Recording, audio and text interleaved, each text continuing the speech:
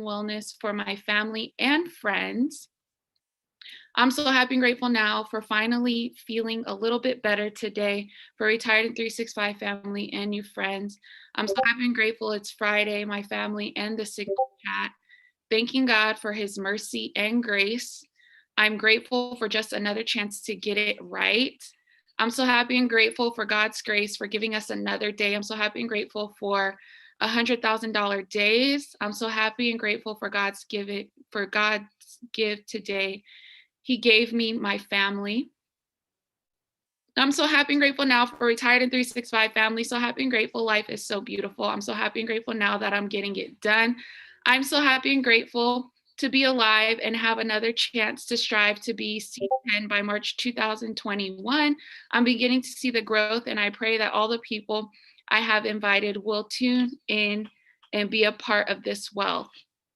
Yes, yes, yes, yes, yes. Amen, amen, amen.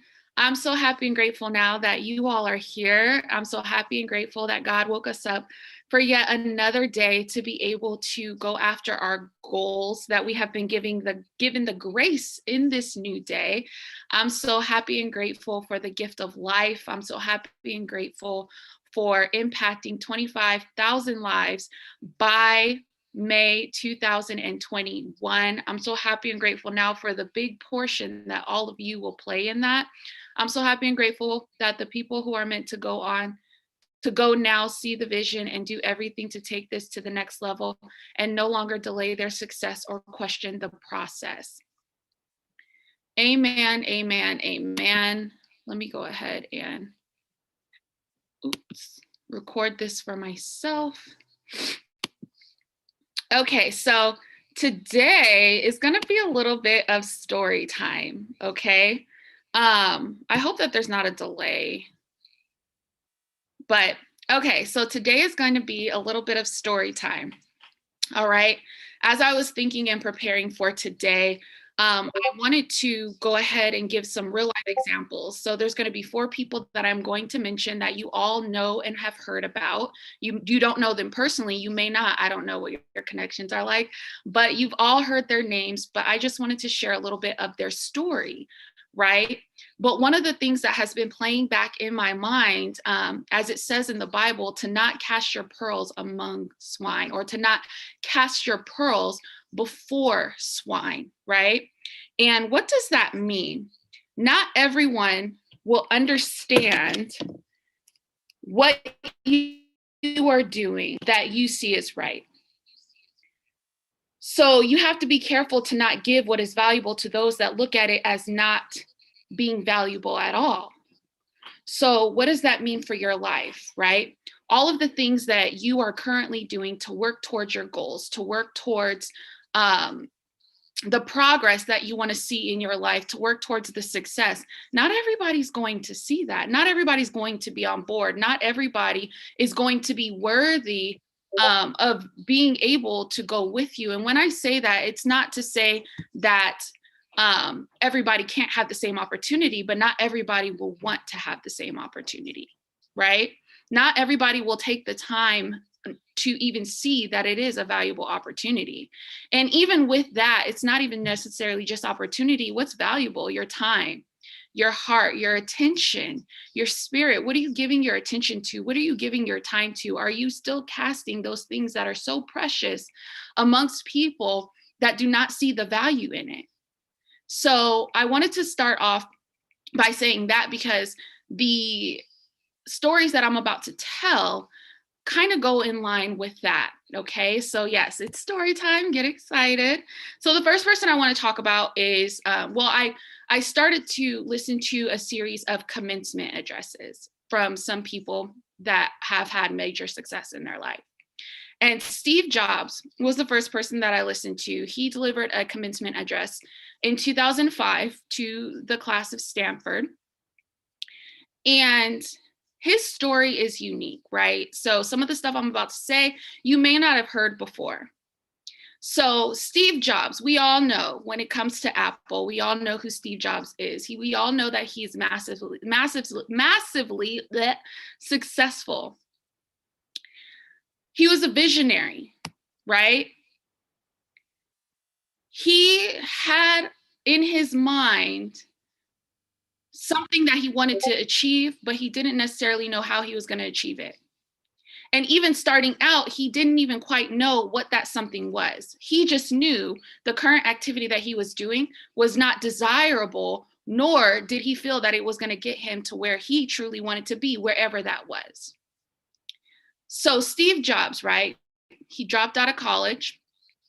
This man, if you didn't know, used to cash in bottles for money just to get food.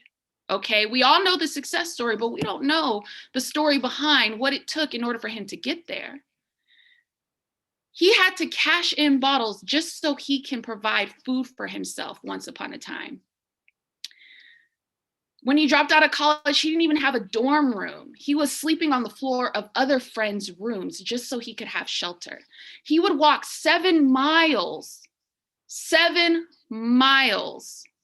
once a week to a facility just so he can get a good home cooked meal, aside from the food that he was trying to buy after cashing in bottles, right? So somebody who may have faced a lot of adversity on his journey to being successful didn't quit, okay? He didn't look at the things that he had to do even as adversity. He just looked at it, and one of the things that he said is he actually loved it. He didn't look at the things that he had to go through, the things that seemed like it may have been a setback, the things that seemed like maybe he was in lack. He didn't look at it as something of, maybe I should try and do something different. So when he dropped out of college, he still decided to sit in on other classes. So one of the classes that he sat in was a calligraphy class. He was interested in wanting to know the different types of writing styles, right? Just follow me.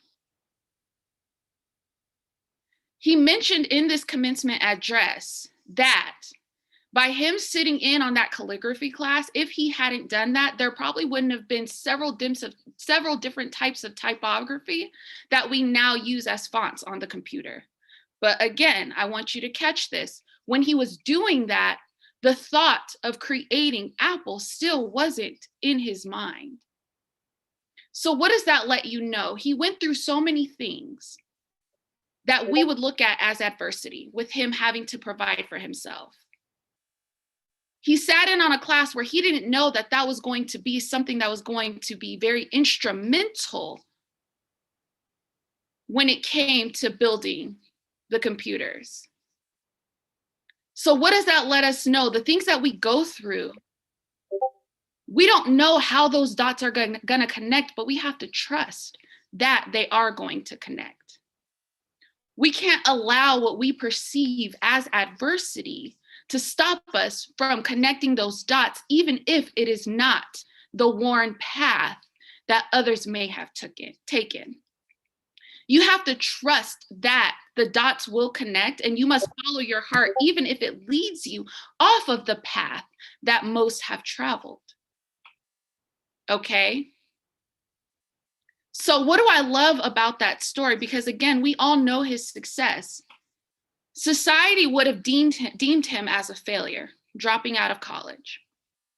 Society would have deemed him as a kid not knowing what he was doing. Society would have deemed him as being foolish for not taking advantage of an opportunity just because it was normal for other people to go to college and get a degree.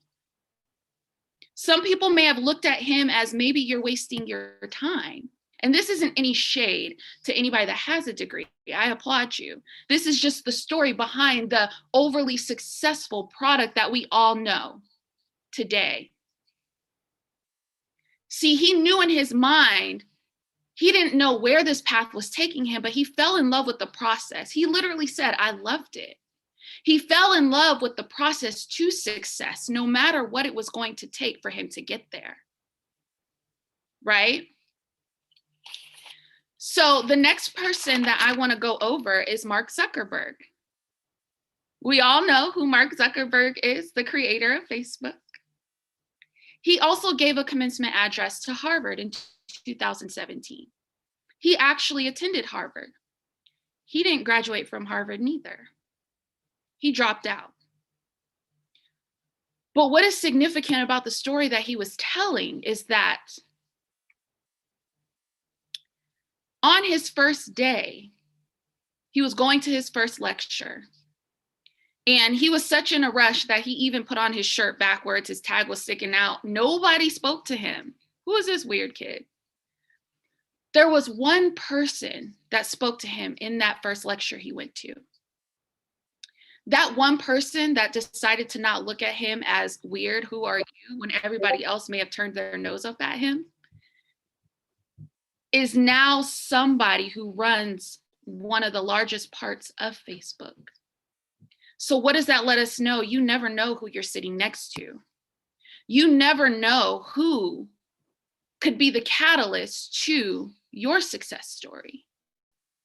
So we have to be careful when we are in this opportunity to not turn our nose up on things that may seem different, or people that may look weird, or people that may not look like they fit the mold. Because that one person decided to speak to him, he is now a part of his empire. Okay? So he launched Facebook. And that actually wasn't even the first thing that he launched. He launched something else before that that really had nothing to do with Facebook. But then he launched Facebook. His thought process behind launching Facebook is that he was excited to just connect the students of Harvard. And what he actually said, and I quote, "I was excited to connect the Harvard community, but one day someone will connect the whole world." He didn't know at that time that that someone was going to be him. Just follow me, because we're talking about connecting the dots. You never know what you're currently going through or what you're currently speaking, how it's going to connect for you. So of course, we all know Facebook went on to connect the world when he just wanted to connect his community first. So what does that tell you? You could be that one person in this opportunity that is going to connect the world, that is going to connect so many other people. But first, how are you trying to connect your community? The people that are immediately around you, the people that even if you don't speak to them on a daily, the people that you may deem as weird, the people that you may even be connected with on social media, they're a part of your world. Are you first trying to connect them? See, we have these big aspirations and you will get there, but what are you doing immediately to connect people to what it is that you have to offer? Right, Javon, start with your warm market. So he started connecting his world first, and then later on, went on to connect the entire world. And another thing that he said that I love is that you can't just have purpose for yourself. You must also create a sense of purpose for others. And he had to learn that the hard way. Because as we're doing things in life, if we're just so focused on us, what is it that we have to do? Purpose, you should know what your purpose is. You should know, I'm gonna say that. But if we're so focused on self and we're not creating a sense of purpose for others, then what you're building, unfortunately, is going to crumble. If there is not a sense of greater purpose and you can't effectively articulate what the purpose is for your business, it's not going to stand. So what are you doing currently within yourself to know what your purpose is? So as you're building your business, you can start creating purpose for other people as well. Let me let you know how this affected him. He knew he wanted to make an impact, just like we know we want to make an impact. But he assumed that everybody else, just because he wanted to make an impact, he assumed that everybody else that joined him wanted to make an impact as well. That was the wrong assumption to make. See, when you don't cast vision, when there is no vision, the people will perish. What is your vision? We say we're going to impact 25,000 lives. How many of those lives are you going to be responsible for? And not only you, how many people are you and the people that you are now helping to see a greater purpose? How many are you guys going to impact collectively? Are you casting that vision? Even if you haven't helped anybody just yet, do you know what your purpose is? Or are you selfishly thinking, I know what I want to do and I'm going to get to the top and I'm just going to use these people as a means to get there? No.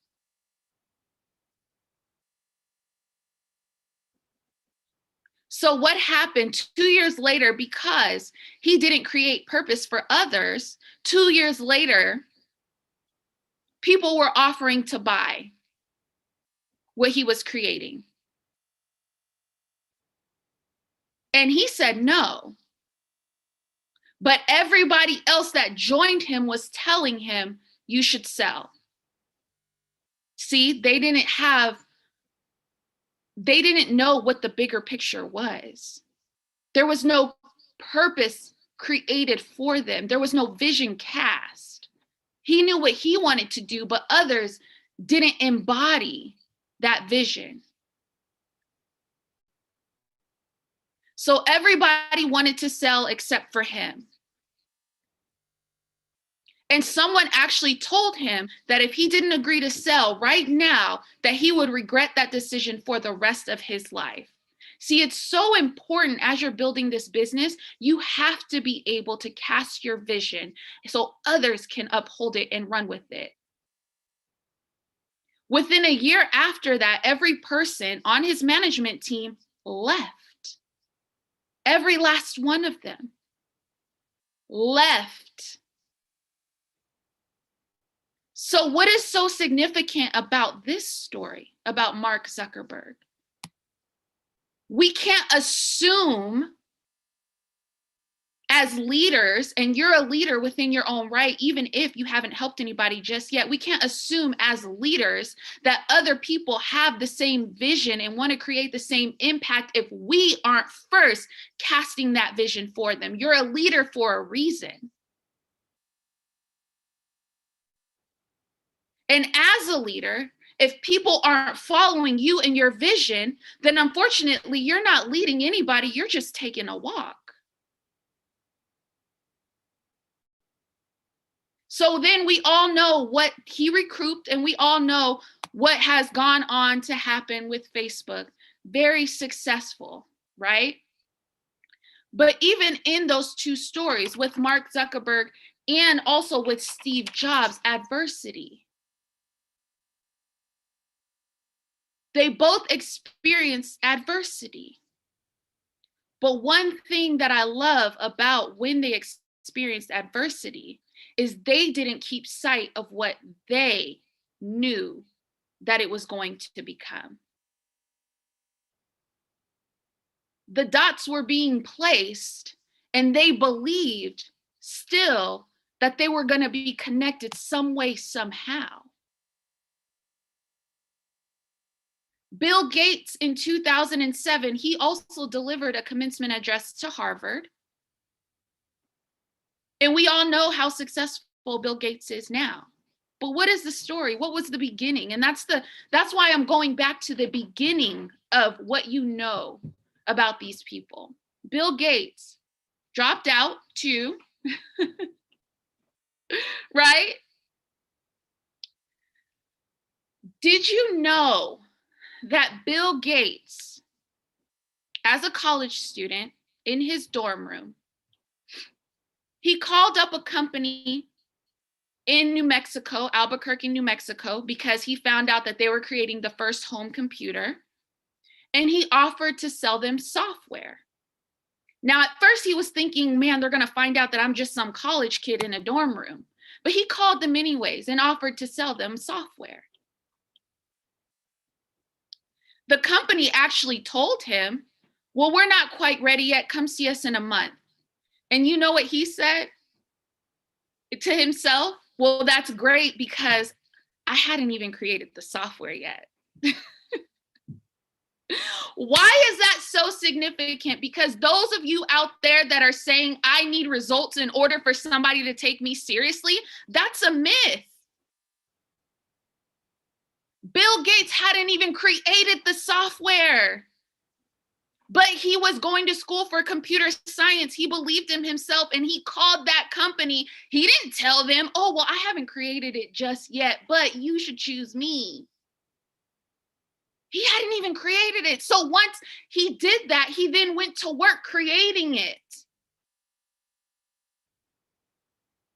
Ooh, help me, Lord. I'm getting a little excited.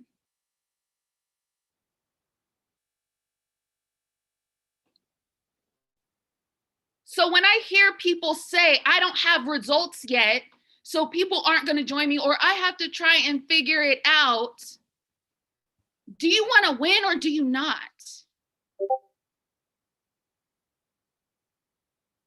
See, when you undervalue what it is that you do, the world will undervalue it too. When you start placing value on what it is that you do, others will see value in it too, regardless, like Bill Gates, if you have even created or have had success in what it is that you're doing. And now we all know that he went on to create Microsoft, and he's overly successful, all from a phone call to sell something he hadn't even done yet, that he was just learning how to do. I hope that gives you a light bulb. People really, the right people aren't really going to ask you, so what is your success like?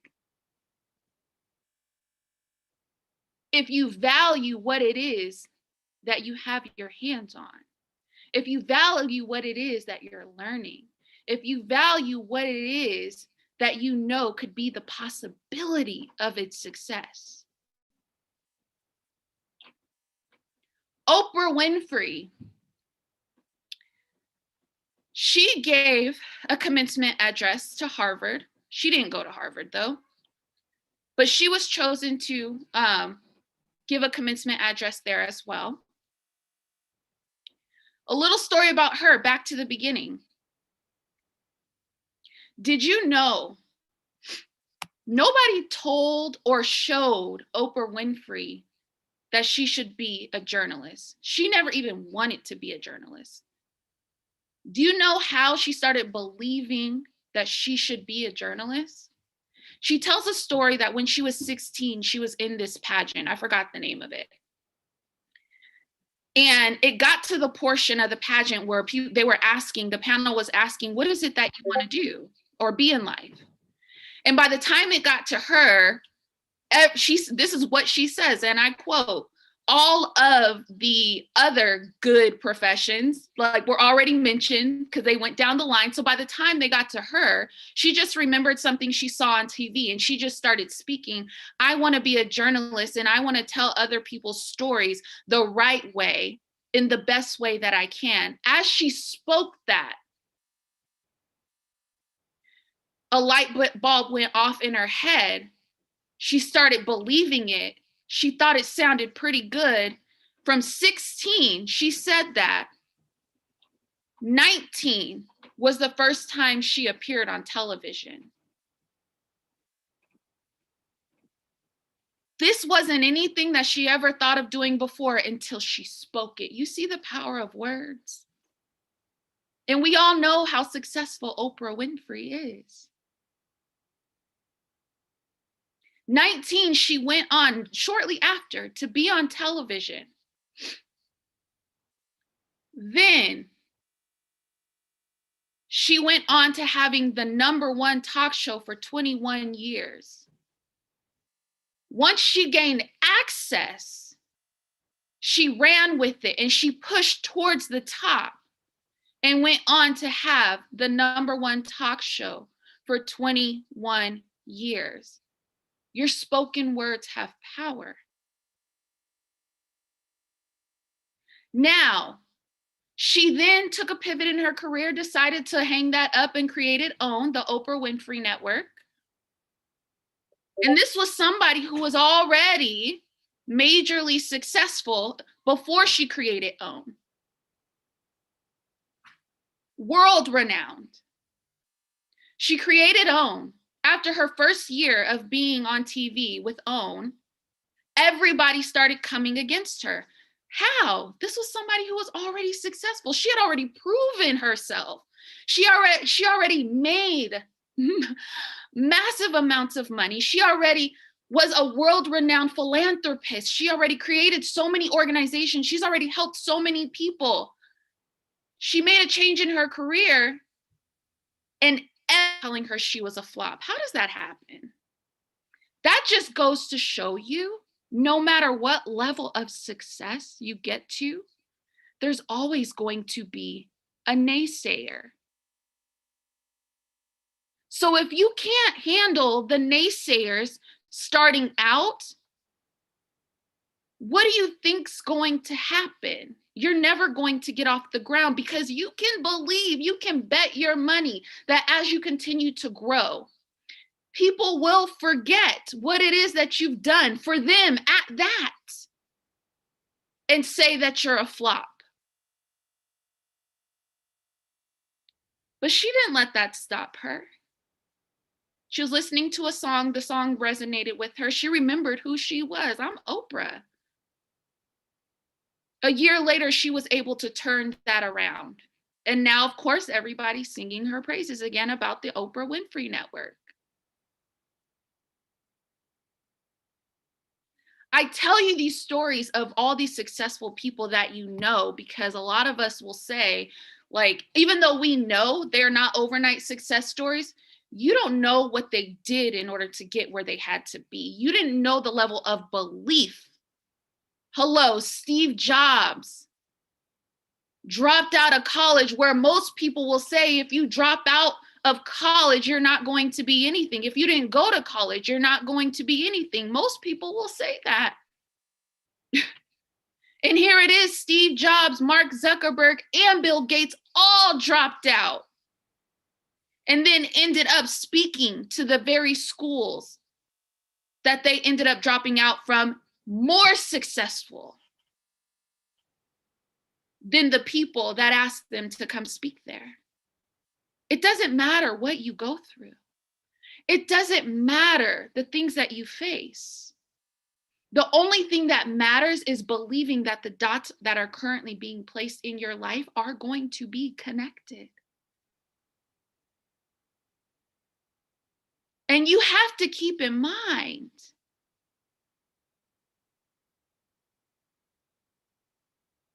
adversity knows no name. It's going to come. Doubters are going to come even after you've proven yourself. So what does that let you know? That you can't focus on proving yourself to anybody else. You just have to focus on proving yourself to you. People that were there with you in the beginning, like Mark Zuckerberg, that actually were on board. We're not talking about the ones that said no in the beginning, the people that actually joined him. There will probably come a point in time where they will say, it's not going to work, or you should do something differently. Are you going to hold true to your vision? Or are you going to let the masses deter you? Had he sold Facebook only 2 years after, where everybody that was working with him told him he should, and after somebody actually told him, if you don't sell now, you'll regret this decision for the rest of your life, I bet you that person is sick. Had he not focused on his vision, he would have sold. Then he would have been sick. So I say all this to say, you have to stay true to your vision. You have to stay true to your purpose. You have to find your truth. And just like Oprah did, she spoke what she wanted to be, and it manifested, and she didn't stop once she had access. See, we're sitting here on this Zoom today because we have access. And you even spoke what you wanted to be, and now you have access. Are you going to run it up to the top like she did? Are you not going to take that access for granted like she didn't? Because here's the thing, we have this selfish, and I say this all the time, when we say, what God has for me is for me. Yeah, if you want it, He's not going to beg you to have it. He's not going to force you to have it. What God has for you is for you if you want it, if you accept it. And what I love about these stories, and I'm starting to internalize this, excuses do nothing for me at all. And you have to start believing that too. Because if Steve Jobs can walk 7 miles just to get a warm meal and still believe in his vision, then that should let us know something. If Oprah Winfrey can stand against the world where they should have already accepted what she was doing because she was already successful, she could have taken that as an excuse. When every other network was speaking bad about her new venture, but she didn't.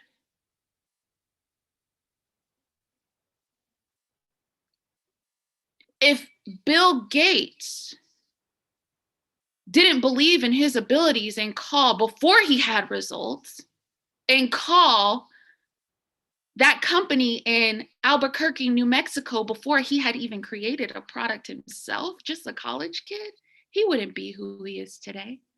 Yes, what God has for you is for you if you want it. And what God has for you is for you without you qualifying yourself, because you're already qualified. You're already prepared. The vision is already yours.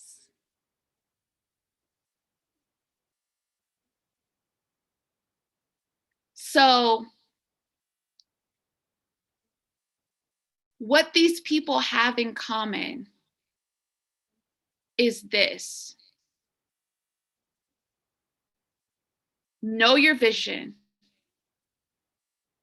believe that all the dots are going to connect, even if it's not the path traveled by most, and believe in your ability before you have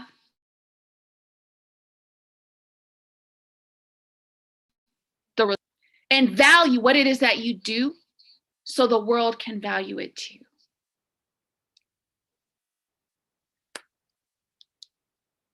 That's all that I have for you guys. I really want to encourage you to start studying people. And shout out to Paris and Charles for constantly saying that they study people, because it has now made me study people. That's why I went back and I wanted to know the beginning of their stories. Because it's great to see the success, but what did it take for them to get there?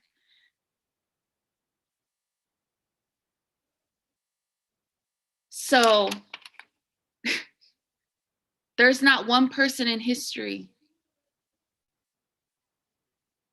that can say their excuses were the reason why they became successful. Not one. And I say this with a warm heart because I want everybody to get it. I really want everybody to get it. And I promise you, if you get it, if you get anything I just said, it's going to be a game changer. It's going to be a game changer for you. Once you realize that room has already been made for you, you just got to get there. It's a game changer. That's really all that I have for you guys. I'm gonna go ahead and stop this recording, but I want to end this thing off with a bang. We have some birthdays in the house. Woo, woo! Shout out to one of the visionaries, Mr. Charles, who has stayed the course no matter what it looked like, who has not made an excuse for not going after what is best for him and his family, for sitting on Zooms tirelessly to make sure we're successful, that goes above and beyond when he does not even have to, that has stayed the course even if people have left, that has believed for others even when people don't believe for themselves, that has supported our main visionary to carry this thing to its manifestation. And this is just the beginning. So on the count of 3, I want us all to, let me make sure you can unmute yourself, and we're gonna sing Happy Birthday, Stevie Wonder style. Go ahead and unmute yourselves now. You should be able to unmute yourself. And we're gonna sing Happy Birthday, Stevie Wonder style on the count of 3. 1,